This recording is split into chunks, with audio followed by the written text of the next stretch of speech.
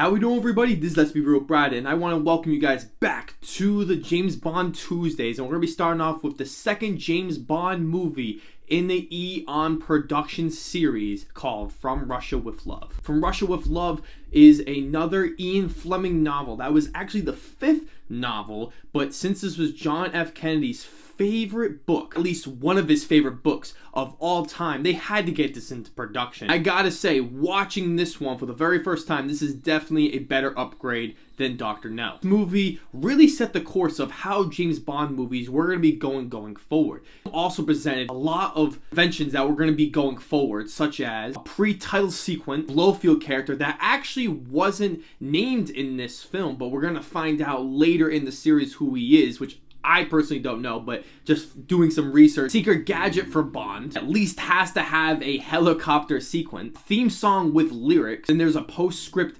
action scene after the main climax. At the end of the movie, there will always be a James Bond will return / be back. Start off with many of the positives here, and the first positive I have is Sean Connery as Bond. He is truly fantastic again in this movie. I'm just a really big fan of Sean Connery in general, and he is just super suave, he's super low-key, he's smart, and he's intelligent, and he really just gets the job done in such a really cool and stylistic way that, again, like in Dr. No, really pushes what James Bond is going to be like later when other actors decide to take on the James Bond role. What I love about this one is this one has an awesome story. It has much bigger stakes going on in this movie, and there's a lot more stipulations that are happening, and that's why I think it's such a massive step forward. Apparently, this is one of the best stories in the James Bond franchise that I actually did not know while researching this movie. So it was really cool to see that they went all in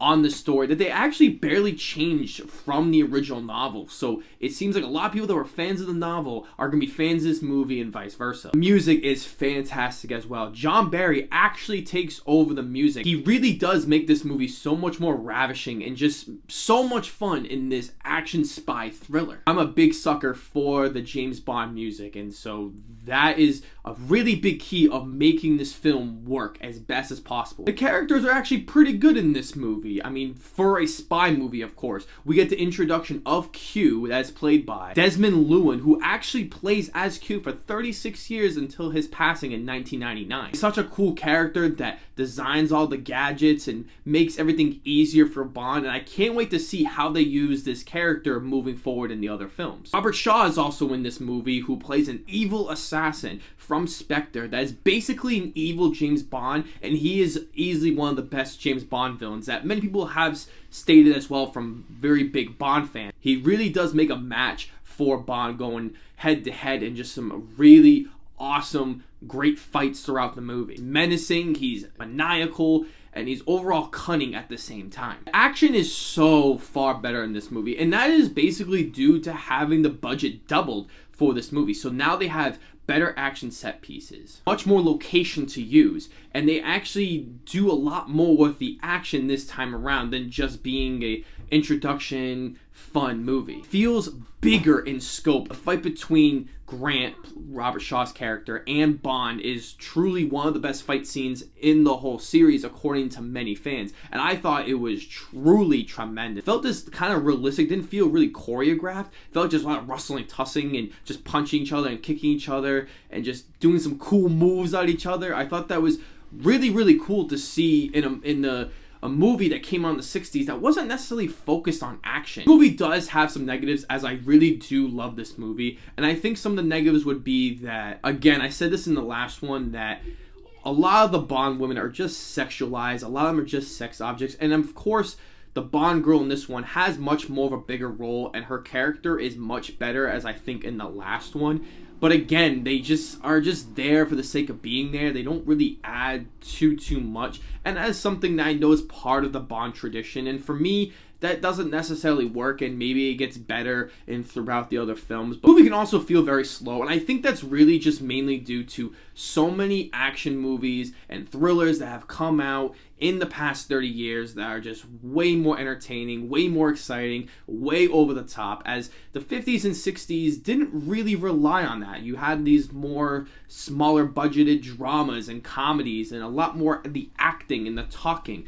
And so this is why the action was probably massive for its time. It was probably really, really big, along with some Hitchcock movies. But I feel as though that it's just outdated. And so that's why sometimes it's hard when you see some of this action that it feels cool and exciting, but not as good as what we see now. So trying to go back in retrospect and reading old reviews, it gives you a great appreciation of what they were doing for that time. So that's going to be a bothersome to some new viewers like myself, but if you take the time to appreciate it and understand why it was so impactful for that time, I think you're really going to enjoy the action in this movie. Overall, this is considered one of the best Bond movies by many critics, many big fans, and I gotta say, so far, I agree with them. I think this movie is fresh. It's really, really great. It has some really funny scenes throughout, really great dialogue, pretty solid characters, really good fight scenes, really great action set pieces, and overall an interesting and great story that is in the spy thriller genre